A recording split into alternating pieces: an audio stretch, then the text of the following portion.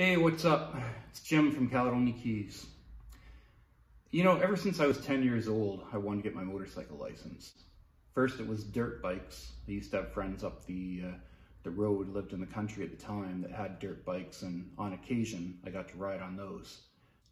I wanted to get my own dirt bike. Wasn't really a go, so essentially, I had to wait till I grew up. I joined the military. After I got my first posting, I finally wrote my beginner's license. Next thing I knew, I was on a plane for a UN tour, so that kind of fell through the cracks too. Before I knew it, I had a family, I had kids, I had obligations, and I had all the same kinds of excuses that I hear from a lot of people as to why they never got their license. So I guess at the end of the day, if you're at that stage in your life where you find you can finally get that license, maybe the kids moved out of the house, or hey, maybe you're 16, you don't have any obligations yet, and you just want to get yourself on two wheels. In this video, we're going to talk about how to take that first step, which is getting your M1 license. So let's get to it.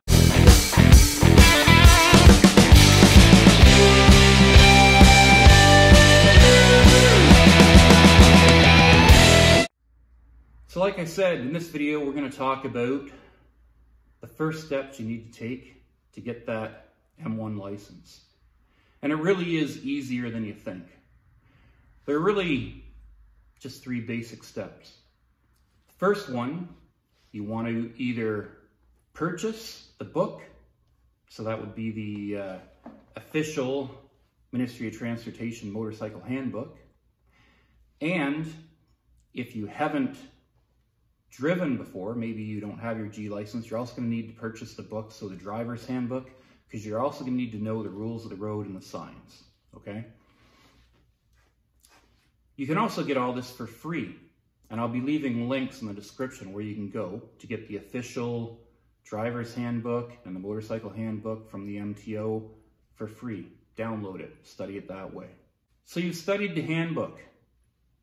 You think you know enough, but you're not really sure. So how do you know if you're ready to write that M1 test? Well, next up, I recommend taking practice tests.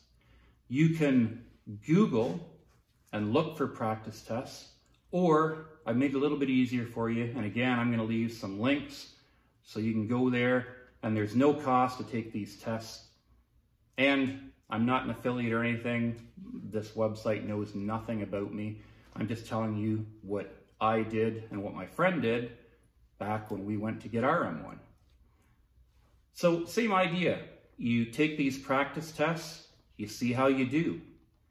You get them wrong, you learn from your mistakes, you just keep writing the tests.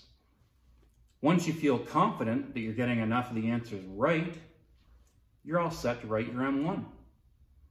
So how do you do that? Well, you may need to call and book, depending on what the current environment is, or when I did it, you could just walk in. So you're gonna need to check with your drive test center on that one. So you're gonna go into this room and the test is all on the computer.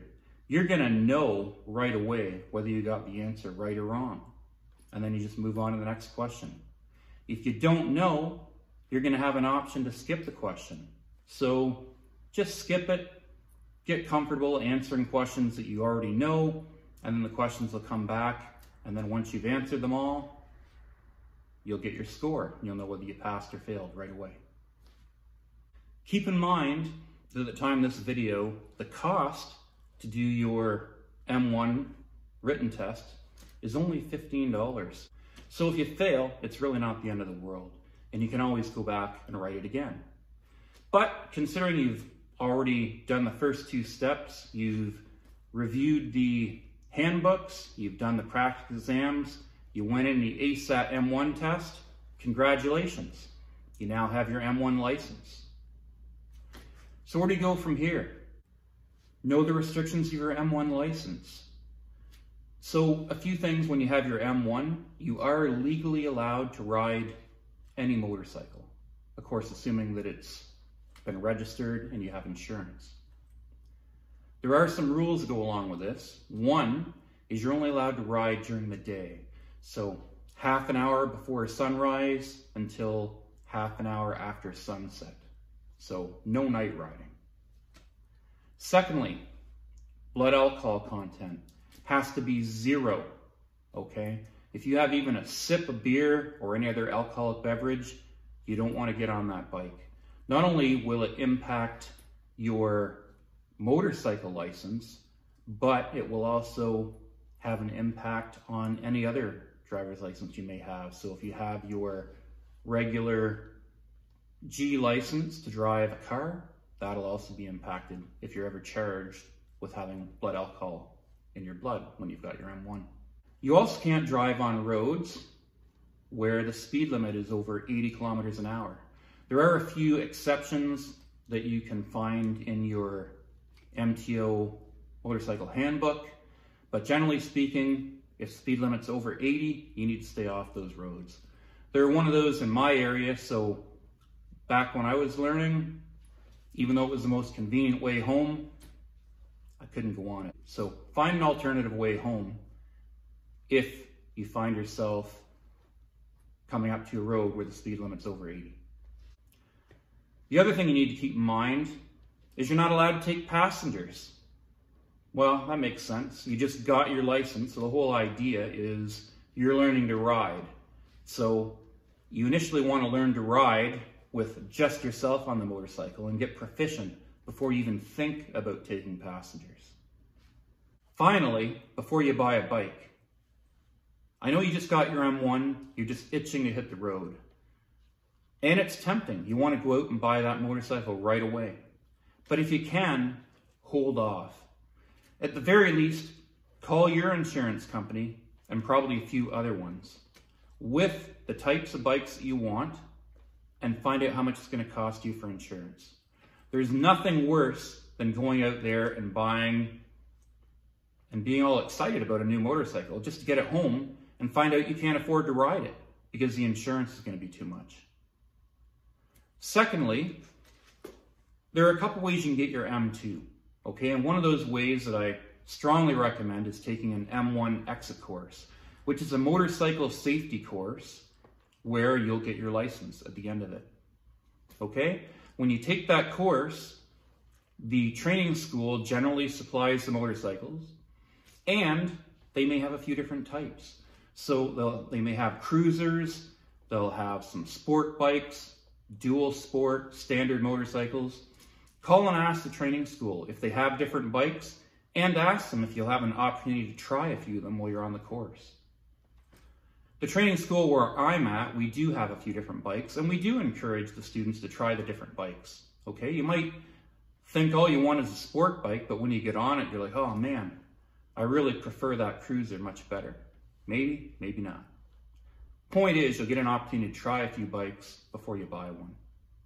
One other difference between doing the M1 exit course and doing your test at the drive test center, if you do your test at the drive test center, you're going to need to have had your M1 for at least 60 days before you can do the test.